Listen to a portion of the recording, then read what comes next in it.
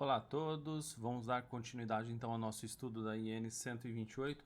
Nós vamos então continuar aqui do artigo 8º até o 672, tá? Então a gente vamos nessa sequência e espero que dê tudo certo, que a gente consiga então caminhar nessa jornada e vamos fazendo os comentários sobre esses artigos à medida que vão surgindo, à medida que a gente vai tendo alguma novidade. Tá? E vocês vão deixando seu comentário, falando onde vocês estão ouvindo, de onde vocês são, para poder saber com quem for. Interagir com alguém, que é muito ruim falar sobre o assunto e não ter uma plateia, não ter uma sala de aula, não ter o pessoal junto aqui. É um pouco diferente. Então, se vocês puderem deixar seu comentário, falar de onde é, se estão gostando, o que gostariam que mudasse. Vamos lá, então, o artigo 8º da IN. Agora a gente vai falar aqui da parte de inscrição, tá bom? Ela vai entrar na parte da inscrição O artigo 8º. Considera-se inscrição para os efeitos da Previdência Social o ato pelo qual a pessoa física, tá vendo? Pessoa física é cadastrada no RGPS, no Regime Geral de Previdência Social. Então, a pessoa física, não é a pessoa jurídica, tá bom? A inscrição para a pessoa física nesse que a gente está tratando aqui, mediante comprovação dos dados pessoais, da seguinte forma, observada a seção 4 desse capítulo. A gente vai ver na seção 4 a validade dos dados apresentados. Inciso 1º, aquele que é empregado. O empregado, a inscrição dele se dá por meio da formalização do contrato de trabalho e a partir da obrigatoriedade do uso do sistema de escrituração digital das obrigações fiscais, previdenciárias e trabalhistas, o e-social, instituído pelo Decreto 873, de 11 de dezembro de 2014, ou de sistema que venha substituí-lo por meio de registro contratual eletrônico nesse sistema. Então, o empregado, através do e-social hoje, já vai estar sendo feita a sua inscrição, ou meio que se venha a substituir o e-social. O trabalhador avulso, ele vai ser pelo cadastramento e registro no órgão gestor de mão de obra, daqui para frente OGMO, que a gente vai tratar, no caso dos portuários ou do sindicato, em se tratando de não portuários, e a partir da obrigatoriedade do uso do e-social ou do sistema que venha substituí-lo por meio de cadastramento e registro eletrônico nesse sistema. O inciso 3 é o empregado doméstico. Ele vai ser feita a inscrição pelo empregador por meio de registro contratual eletrônico no e-social.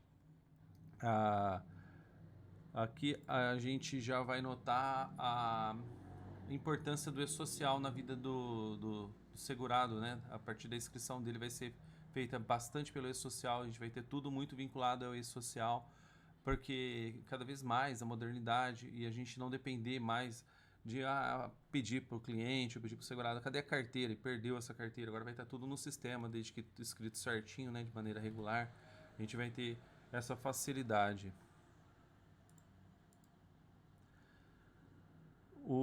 Agora passamos ao contribuinte individual no inciso 4. Ele é por ato próprio, então o contribuinte individual ele vai, mediante sua vontade, cadastrar as informações de identificação e reconhecimento da atividade, sendo que o INSS poderá solicitar a comprovação desta condição a ser realizada por meio da apresentação de documento que caracterize o exercício da atividade, para comprovar se ele está ou não exercendo. Pela cooperativa de trabalho ou pessoa jurídica a quem presta serviço, no caso de cooperados ou contratados, respectivamente, se ainda não inscrito no Regime Geral de Previdência Social. O microempreendedor individual, aquele o MEI, né, por meio do site eletrônico do portal do empreendedor, lá que ele vai fazer o seu cadastro. O segurado especial, esse sim teve algumas mudanças, preferencialmente pelo titular do grupo familiar que detiver uma condição descrita no artigo 109, a gente vai ver certinho esse 109 mais para frente, sendo que o INSS poderá solicitar a comprovação desta condição por meio da apresentação de documento que caracterize o exercício da atividade declarada, observadas as disposições contidas no artigo 9º. O segurado facultativo, por ato próprio, mediante cadastramento. Então, facultativo também, ele não é obrigado, como o nome já diz, ele é facultativo. A gente viu que o facultativo é aquele que não é obrigatório. Ele vai, mediante ato próprio, cadastrar suas informações para sua identificação, desde que não exerça, tá vendo? Atividades que enquadrem na categoria como segurado obrigatório. Senão ele é segurado obrigatório. Tá bom? Bem tranquilo essa parte. Parágrafo 1º. Para o empregado doméstico, contribuinte individual, segurado especial e facultativo, a inscrição será realizada no Cadastro Nacional de Informações Sociais, o CNIS, esse aqui é tão sabido aqui, né, por nós, o CNIS, sendo-lhe atribuído o número de identificação do trabalhador, NIT, que a gente vai trabalhar daqui até o final de nossas vidas como previdenciaristas com essas palavras, que será único, pessoal e intransferível, conforme o artigo 18 do Regulamento da Previdência Social, aprovado pelo Decreto 3.048, de 6 de maio de 1999.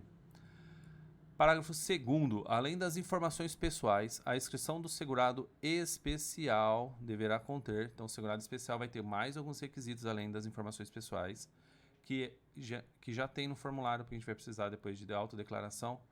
A gente vai ter que precisa de inciso 1º, a forma de exercício de atividade, ser individual ou em regime de economia familiar, neste caso com vinculação de seu respectivo grupo familiar.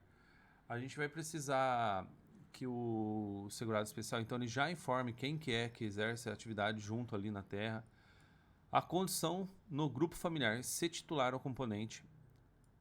Inciso 3º, o grupo e o tipo de atividade do titular, de acordo com a tabela do Código Brasileiro de Ocupação, CBO. A gente vai lá no CBO pegar esse tipo de atividade. O inciso 4º, a forma de ocupação do titular vinculando a propriedade, ao local ou à embarcação em que trabalha. Qual que é o tipo de ocupação, se ele é proprietário, se é arrendatário. Inciso 5º, a identificação da propriedade, local ou embarcação de quem desenvolve a atividade. Então, no inciso 5º, você vai precisar identificar a propriedade, o nome da propriedade, matrícula, o que você tiver de dados ali, inscrição no INCRA. A embarcação também ela é registrada, então a gente vai ter que informar qual que é o barco, no caso do pescador. Inciso 6º, o local ou município onde reside, de forma a identificar se é o mesmo município ou município contíguo ou aglomerado rural. Mais uma vez, mostrar onde a propriedade está. O inciso 7º, a identificação e inscrição da pessoa responsável pelo grupo familiar, quando for o caso. Parágrafo 3º. O segurado especial, integrante de grupo familiar que não seja proprietário do imóvel rural ou embarcação em que desenvolve sua atividade, deve informar no ato da inscrição e na autodeclaração, conforme o caso, o nome e o número no cadastro de pessoa física, no CPF, do parceiro ou meeiro, outorgante, arrendador, comodante ou assemelhado. O que isso quer dizer? Que ele já tem que informar se ele arrenda de alguém, de quem que ele arrenda, o CPF, até para cruzar o dado, para ver se essa pessoa, ela dependendo se ela passou a ser arrendador, ela não é mais um segurado especial. Então, o INSS hoje cruzando as informações, então por isso que já pede aqui, tá bom? Parágrafo 4º. Nos casos de impossibilidade de emissão do NIT para indígena, que vai tratar então do indígena, por falta de apresentação de certidão de registro civil, o INSS deverá comunicar o fato à Fundação Nacional do Índio, FUNAI, que orientará e ajudará o indígena sem registro civil à obtenção do documento. Esse aí confesso que eu nunca vi, porque acabo não tendo essa parte de atuação, mas está aí. Parágrafo 5º. A ausência de certidão de registro civil citada no parágrafo 4º não poderá ser suprida para fins de concessão de benefícios previdenciários e assistenciais pelos registros administrativos de nascimento e de óbito escriturados pelos postos indígenas ou administrações executivas da FUNAI. Ele falando que é obrigatório esse documento e tem que ser esse documento mesmo, não pode ser feito através de outro suprido ele. No parágrafo 6, o número de inscrição da pessoa física no CNIS poderá ser oriundo das seguintes fontes. Aqui a gente vai fazer uma pausa. O que isso quer dizer? Que a gente vai utilizar cadastros governamentais para suprir, para ajudar no CNIS da pessoa. Tá? Isso é um avanço para a gente poder ter uma unificação cada vez maior e não ter utilização de números de mais de um lugar. Tá bom? Primeiro, o número de identificação do trabalhador atribuído pelo INSS. Então a gente pode usar o NIT do INSS. 2. Programa de Integração Social, PIS, organizado e administrado pela Caixa Econômica Federal, com base nas informações fornecidas pelas empresas no caso de empregado, e pela órgão gestor de mão de obra ou sindicato, no caso de trabalhador avulso, conforme o parágrafo 1º do artigo 7º da Lei Complementar número 7, de 7 de setembro de 1970, quanto 7. Inciso 3º, Programa de Formação de Patrimônio do Servidor Público, PASEP, organizado e administrado pelo Banco do Brasil, conforme parágrafo 6º do artigo 5º da Lei Complementar número 8, de 3 de dezembro de 1970.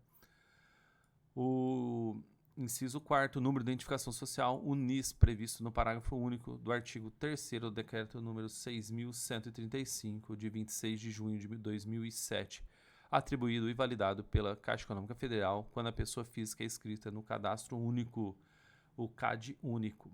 Parágrafo 7º. Não caberá atribuição de novo número de inscrição se o segurado já possuir NIT, PIS, PASEP e UNIS, ainda que seja efetuada alteração de categoria profissional. Então aqui, ó, você nota que no parágrafo 7 já deixa claro, a pessoa não é para ter mais de um número. Se ela já tem um, a gente vai usar ele, não é para fazer outro, mesmo que tenha que mudar a categoria profissional dele, tá bom? Parágrafo 8º. O número do CPF é suficiente e substitutivo para a apresentação do NIT, PIS, PASEP, NIS, desde que a inscrição existente no QNIS contenha o número do CPF validado com base na Secretaria Especial da Receita Federal do Brasil. Parágrafo 9º. Presentes os pressupostos de filiação, admite-se a inscrição pós-morte do segurado especial, obedecidas as regras vigentes para sua caracterização. Esse aqui é o caso de que é só uma regularização de uma situação que já tinha de fato ali, tá bom? Parágrafo 10º. Na hipótese do parágrafo 9º, cabe, caso não seja comprovada a condição de segurado especial, poderá ser atribuído NIT apenas para fim de formalização do requerimento do benefício previdenciário. Aqui só vai fazer um NIT para essa finalidade e pronto, justifica pelo servidor. Não será admitida a inscrição após a morte do segurado contribuinte individual e do segurado facultativo. Parágrafo 12. A inscrição pode ocorrer na condição de filiado e de não filiado, observado o parágrafo único do artigo 5º e parágrafo único do artigo 7º, respectivamente, já estudados lá em cima. Lembrar deles, estão no vídeo anterior. Parágrafo 13º aqui, parágrafo 13. A comprovação dos dados pessoais e dos outros elementos necessários e úteis à caracterização do segurado poderá ser exigido pelo INSS a qualquer tempo para a atualização de cadastro, inclusive quando da concessão de benefício. Isso aqui, a qualquer tempo, a gente vai ficar sempre ligado. Se já tiver um benefício ativo ali, ele tem 10 anos para pedir uma revisão, alguma análise desses dados, ou apresentação desses documentos que deram origem a essa revisão, tudo bem? Parágrafo 14º. A inscrição formalizada por segurado em categoria diferente daquela em que deveria ocorrer deve ser alterada para a categoria correta mediante a apresentação de documentos comprobatórios e análise da pertinência pelo INSS. O INSS vai fazer a adequação da inscrição. 15º parágrafo. No caso de alteração de categoria de segurado obrigatório para facultativo, será solicitada a declaração do requerente de que não exerce atividade de filiação obrigatória vinculada ao regime geral de previdência social ou ao regime próprio de previdência social. Então, aqui no caso de mudança para facultativo, você vai ter o INSS pedindo uma declaração, tá? Para colocar ali. Não tem problema, uma declaração simples vai ser feita e entregue. Artigo 9º. O cadastro dos segurados especiais no QNIS será mantido e atualizado de acordo com os termos definidos no artigo 19º-D do Decreto 3048, de 6 de maio de 1999. Parágrafo 1º. O INSS utilizará as informações constantes no cadastro de que trata o caput para fins de comprovação do exercício de atividade e da condição de segurado especial e do respectivo grupo familiar.